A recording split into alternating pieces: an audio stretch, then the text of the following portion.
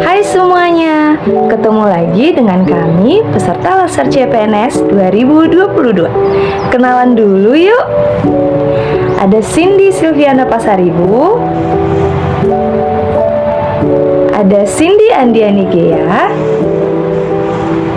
ada Cicin Farasi, dan ada saya, Dian Lestari Hura. Video kali ini kita akan membahas satu isu, yaitu drugs atau narkotika, dengan judul Say No to Drugs. Apa sih narkotika itu?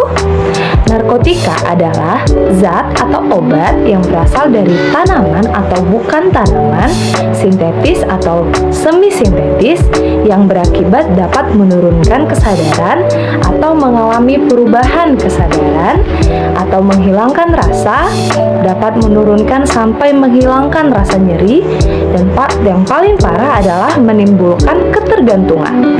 Narkotika dibagi menjadi 3 golongan. Golongan yang pertama yaitu golongan 1. Golongan ini dilarang digunakan untuk pelayanan kesehatan, tapi hanya boleh digunakan untuk kepentingan pengembangan pengetahuan dan teknologi.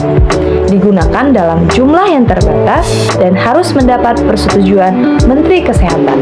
Golongan 2. Golongan ini dapat digunakan untuk pelayanan kesehatan, namun harus sesuai dengan ketentuan yang berlaku. Ada 91 jenis yang masuk dalam golongan ini. Golongan 3. Golongan ini juga dapat digunakan untuk pelayanan kesehatan yang sesuai dengan ketentuan yang berlaku. Ada 15 zat yang masuk dalam golongan ini. Demikianlah untuk jenis-jenis dan pengertian narkotika. Sekarang kita lanjut ke pembahasan isunya. Kita lanjutkan dengan membahas kasus-kasus narkoba di Provinsi Sumatera Utara. Yang pertama kita akan membahas tentang kasus-kasus narkoba pada masyarakat menengah. Terjadi banyak sekali penggebrekan yang dilakukan oleh aparat hukum. Lalu ditemukan juga data dari Badan Narkotika Nasional yang memaparkan bahwa 256.000 masyarakat di Provinsi Sumatera Utara telah terpapar oleh narkoba. Selanjutnya ditemukan kasus-kasus penyalahgunaan narkoba oleh oknum-oknum penegak hukum. Hal ini bisa kita lihat dari adanya kasus pengedaran narkoba di lapas oleh sipir. Kemudian ada oknum-oknum polisi yang terjerat dalam penjaringan pengedaran narkoba. Kemudian ditemukan pula kasus antara narkoba dan remaja. Narkoba dan remaja memang sudah menjadi isu hangat sejak lama. Hal ini tentu disebabkan oleh banyak sekali faktor. Salah satunya adalah kurangnya pengawasan orang tua, keingintahuan dari remaja itu sendiri, bahkan tren-tren yang terjadi di lingkungan masyarakat. Selanjutnya ada isu tentang jaringan pengedaran narkoba dari luar Sumatera Utara, baik itu yang berasal dari dalam negeri maupun dari luar negeri. Pengedaran narkoba biasanya dilakukan dengan banyak sekali cara maupun modus-modus yang selalu diperbaharui oleh jaringannya. Selanjutnya ada modus-modus baru yang dilakukan oleh pengedar untuk mengedarkan narkoba kepada masyarakat Provinsi Sumatera Utara.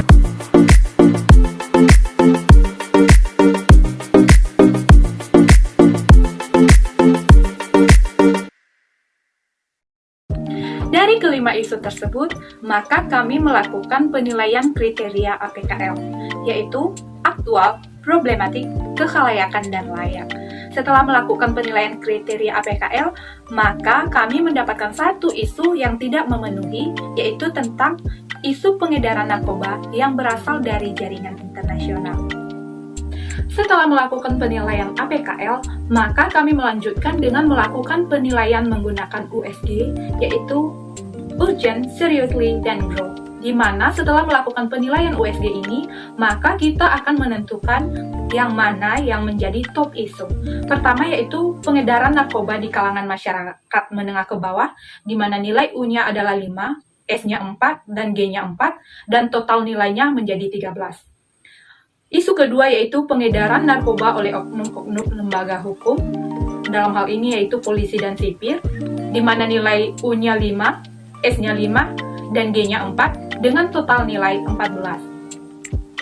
Isu berikutnya yaitu pengedaran narkoba di kalangan remaja, karena kurangnya pengawasan orang tua, di mana nilai U-nya 5, nilai S-nya 5, dan nilai G-nya 5, dengan total nilai 15. Dan isu yang terakhir yaitu banyaknya modus baru penyelundupan narkoba, di mana nilai U-nya 5, nilai S-nya 4, dan nilai G-nya 3, dengan total nilai yaitu 12. Setelah mendapatkan total nilai, maka kita akan mengurutkan yang mana yang menjadi top isu. Dalam hal ini yang menjadi top isu yaitu isu pengedaran narkoba di kalangan remaja karena kurangnya pengawasan orang tua. Dari hasil top isu tersebut, kita akan melakukan pemecahan masalahnya melalui fishbone diagram berikut ini.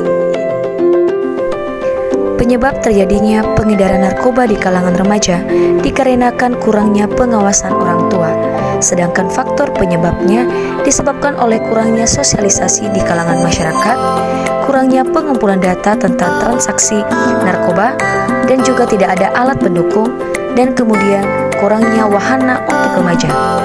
Berikut rincian kegiatan yang dilakukan dalam pemecahan masalah.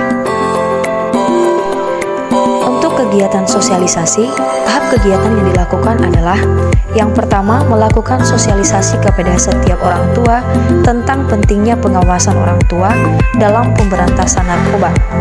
Dan yang kedua adalah memasang baliho dan poster tentang bahaya narkoba di tempat-tempat publik. Sedangkan untuk hasil dari kegiatan tersebut adalah adanya orang tua yang mengawasi anaknya dan adanya baliho dan poster tentang bahaya narkoba. Kemudian untuk kegiatan mengumpulkan data, tahap kegiatannya yaitu mengumpulkan data dan informasi tempat sering dilakukan transaksi narkoba. Untuk hasilnya atau output dari kegiatan tersebut adalah mengetahui tempat transaksi dari narkoba.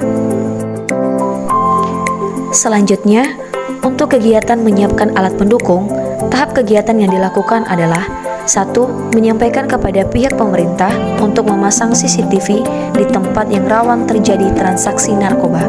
Dan yang kedua, memasang lampu jalan. Hasil dari kegiatan tersebut adalah adanya CCTV dan penerang di sepanjang jalan. Dan yang terakhir, kegiatan wahana remaja. Tahap kegiatan yang dilakukan adalah 1. Membuat klub olahraga yang melibatkan remaja-remaja. Dan yang kedua, membuat jejaring dan media sosial bagi orang tua dan remaja-remaja.